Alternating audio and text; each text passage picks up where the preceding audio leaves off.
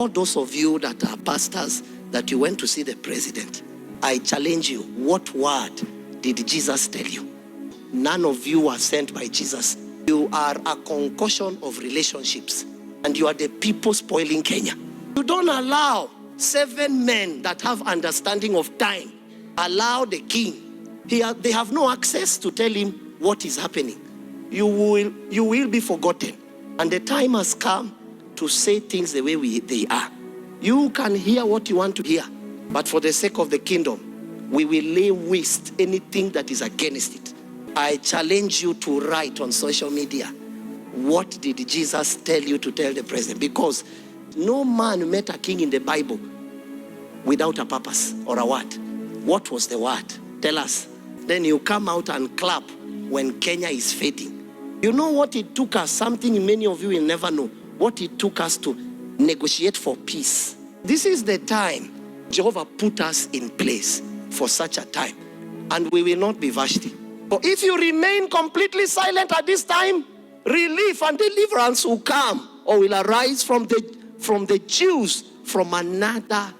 My name is C.W. John, a little man from the village. I challenge any man that went to see the president, the pastoral. I challenge you to write, what did Jesus tell you to tell him? And if we boast, we will boast in Christ. For we have understanding of times. Kenya, you know, some of you are just young, ignorant people. This is not a game. If you knew what is happening, and then you call pastors to call me to threaten us, you joke. May you perish with your money. You cannot threaten a dead man. The church is not for sale. You know, when I came from addressing the nation, now you are even using witchcraft against us. May you perish. May you perish. For such a time like this, we came. Jehovah preserved us in his light, and we will not be sold. If the president is wrong, you tell him you are wrong.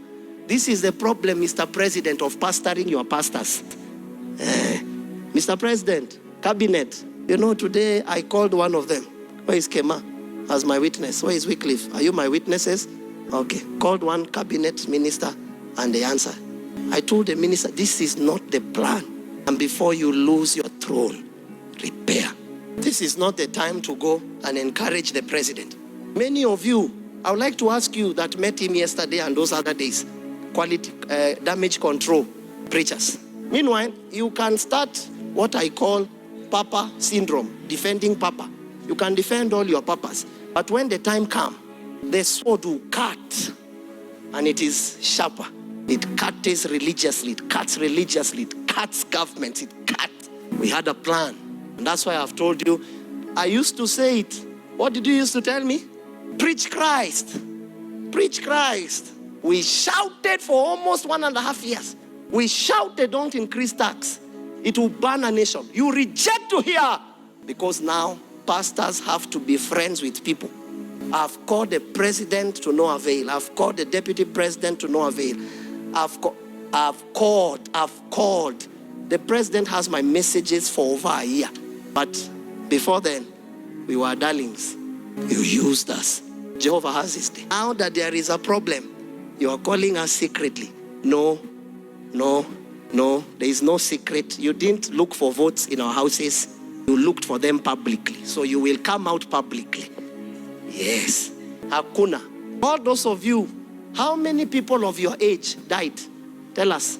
It means you are not the representative of these people. You are just cheating yourself that you are representing them. It was very wrong, and I don't know who is advising the president. It was wrong of you to bring the church now. You should not.